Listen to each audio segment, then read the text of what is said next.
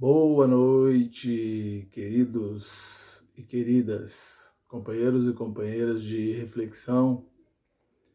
Hoje eu estou aqui para falar de algumas coisas que eu tenho pensado nesses últimos dias, nesses últimos tempos. Primeiro, na nossa capacidade de nos adaptarmos, né, de aprendermos sempre com as situações, né? Me lembro bem que no começo, quando tive que fazer os vídeos, sempre me preocupando em falar tudo que tinha que falar rapidamente, de maneira meio que desarticulada, né? E aí com o tempo você vai aprendendo um pouco. Depois você vai revisando aquilo que você coloca como proposta, descobre que também tem algumas coisas que podem ser arrumadas, né? Inclusive agora eu vou dar uma arrumadinha na câmera aqui, né? E enfim, e eu acho importante a gente ter a oportunidade de passar uma mensagem para as pessoas que a gente gosta, para as pessoas que gostam de pensar, que gostam de tentar entender a vida, né? E hoje eu queria falar um pouquinho da minha experiência pessoal, né? Eu sempre fui muito curioso com as questões humanas, sempre fui muito preocupado em aprender as coisas e mais preocupado ainda em transmitir, né, o que eu consegui aprender. E eu, até hoje, eu acredito que eu sou muito apaixonado ainda pela questão filosófica, né, essencial, essa busca por uma essência, por um sentido, por aquilo que faz a gente ser melhor, né? E eu sempre comento com as pessoas que me conhecem, com quem eu dou aula às vezes, eu sempre falo que se tem alguma coisa que a filosofia vai ter sempre importância na vida humana, é com a parte interna, né? A questão ética, a questão política, né? Com aquilo que acontece dentro da gente. Porque, afinal de contas, nós somos sujeitos e objetos de conhecimento. E nós somos a parte racional do processo, ou até a parte para pensar uma irracionalidade nesse processo. E a gente é engraçado que a vida é um negócio tão espetacular, né?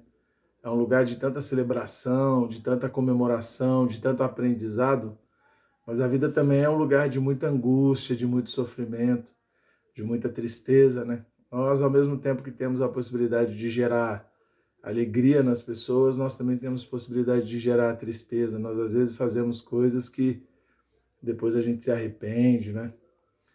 E também a gente tem a possibilidade, nesses processos de reconciliação, de pedido de perdão. Então, essas coisas sempre me fascinaram, né? Me fascina a questão humana, a questão dessa consciência humana, dessa clareira, né? A gente, no meio de tantas e tantas coisas que são criadas ou que estão prontas ou que evoluíram, não interessa.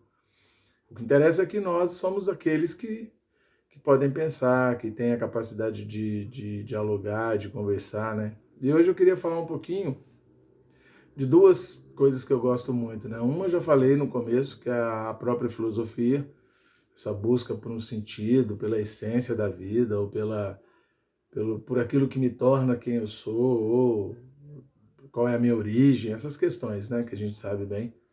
Uma outra, e que também faz parte daquilo que a filosofia busca, e que tantas questões de conhecimento humanos buscam, é a questão de Deus, né?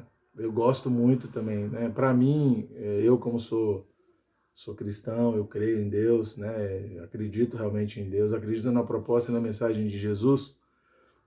Para mim foi muito bom quando eu efetivamente conheci essa mensagem e comecei a tentar praticar essa mensagem, mensagem de amor, de tolerância, uma mensagem de misericórdia, né? De possibilidades eternas de mudança, possibilidades eternas de transformação, né? E aí a gente fica pensando assim, né? Eu fico pensando assim, né? O conhecimento, né? Ele é importante para quê? Da mesma maneira que na questão teológica ou na questão de Deus, a salvação para quê? Salvação de quê? Né? E eu acho que as duas coisas, elas se conectam muito. As questões que nós temos humanas, filosóficas, né, de onde a gente veio, o que a gente faz aqui na Terra, para onde a gente vai. Uma outra coisa que sempre também me intrigou muito é a questão da morte, da finitude.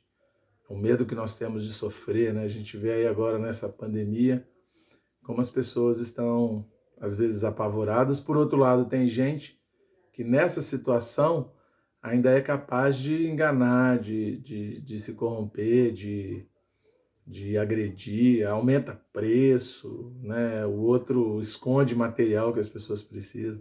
Tudo isso é muito fascinante para mim. Então essas questões, né, humanas aí, quando eu acreditei, quando eu criei na mensagem da Bíblia, né, na mensagem de Cristo, foram meio que sanados para mim, né? Porque do ponto de vista bíblico, do ponto de vista cristão, eu preciso da salvação exatamente porque eu errei, porque eu pequei, né? A gente acreditando ou não, tem alguma coisa na gente que é mesmo estranha, né? E segundo a Bíblia é o pecado, né? E inclusive a Bíblia vai dizer que o mundo como espaço, esse mundo caótico aí, ele jaz no maligno, ele não tem conserto, né? A não ser que a gente creia. E o processo de conversão, esse processo de conhecimento ou de autoconhecimento, esse processo de uma consciência interna, uma questão ética, uma questão moral humana, uma questão política, né? Ela é meio que sanada com a Bíblia, ou com a mensagem de Cristo, né? Pelo menos assim, na mensagem que a Bíblia traz, ela é sanada, né? De onde a gente veio, a nossa origem é Deus.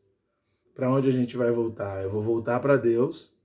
E o que eu estou fazendo aqui? Eu estou aqui para tentar melhorar um pouquinho daquilo que eu sou, né? Daquela questão do meu pecado, da minha corrupção, desse gênero corrompido que eu acabei herdando de alguma forma e que vem meio que dentro de mim. Mas o processo de salvação dessa. E aí ele também tem a ver com a questão filosófica, porque na filosofia também você está buscando uma sabedoria, né, um amor à sabedoria, está querendo conhecer mais profundamente as coisas. No caso da questão cristã, você também está conhecendo automaticamente você. Você está entendendo melhor quem você é, está entendendo melhor por que você faz determinadas coisas. Você também está entendendo melhor como é que você pode fazer para não fazer determinadas coisas, né? E aí, não sei se falei bastante aqui, também não sei se foi claro, mas o que eu quero deixar no final, e eu acho que esse final talvez vai ajudar vocês que estão me acompanhando aí a pensar junto comigo, esse processo de conhecimento interno, o autoconhecimento, essa questão ética, essa questão subjetiva, essa questão espiritual, ela é meio necessária, ela sempre foi necessária e hoje ela é muito mais necessária para a gente realmente descobrir qual é a nossa origem, o que nos leva a ser como nós somos, né? Assim, e como a gente pode melhorar isso, né? Do ponto de vista cristão, a gente melhora isso obedecendo, né? Obedecendo às leis. A principal lei é a lei do amor, né? O amor ao próximo, o amor a mim mesmo, né? E a psicologia fala muito da questão do autocuidado, do cuidado de si. Alguns filósofos também falam dessa questão do cuidado, né?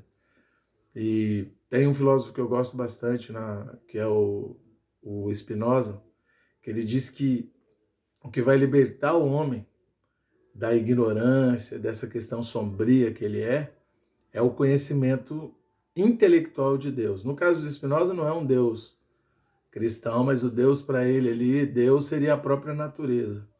Seria o conhecimento do terceiro gênero, o conhecimento pela causa.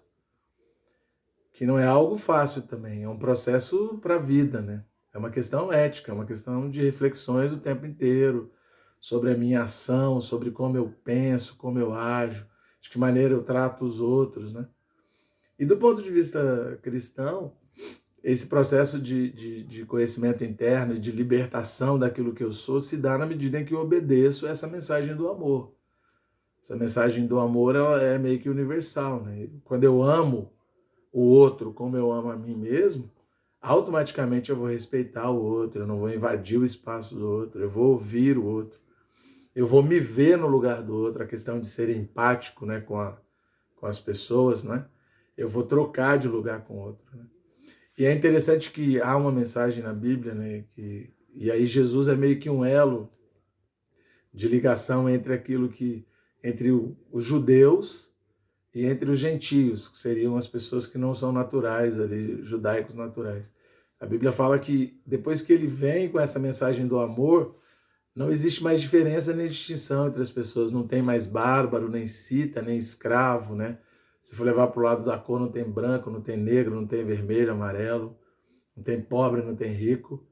Porque a mensagem do amor de Cristo, ela é tudo em todos. Na medida que nós aprendemos a amar de verdade, na prática, nós nos libertamos dessa questão que nos aprisiona, que nos faz ser corruptos, ruins, né? E aí, na filosofia de Spinoza, seria o processo de conhecimento meu, eu conhecendo a mim mesmo e também conhecendo a natureza, né? Porque eu, a natureza e Deus, para eles, somos uma coisa só. A gente está tudo no mesmo processo.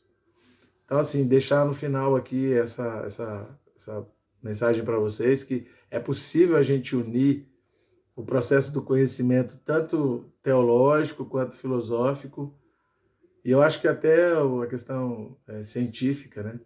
Na medida que nós internamente corrigirmos essa questão que a gente parece que traz, meio que herda, né? Essa questão de uma perspectiva mais sombria, mais egoísta, né?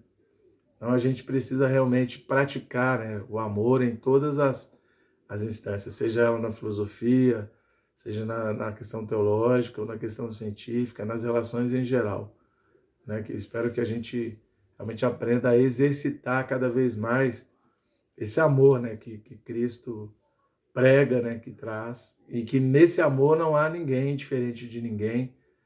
Há diferente do ponto de vista da diversidade, mas o amor, ele une todas essas diferenças, né? Então, espero que vocês gostem dessa mensagem e também me ajudem a pensar junto. Um abraço, boa noite.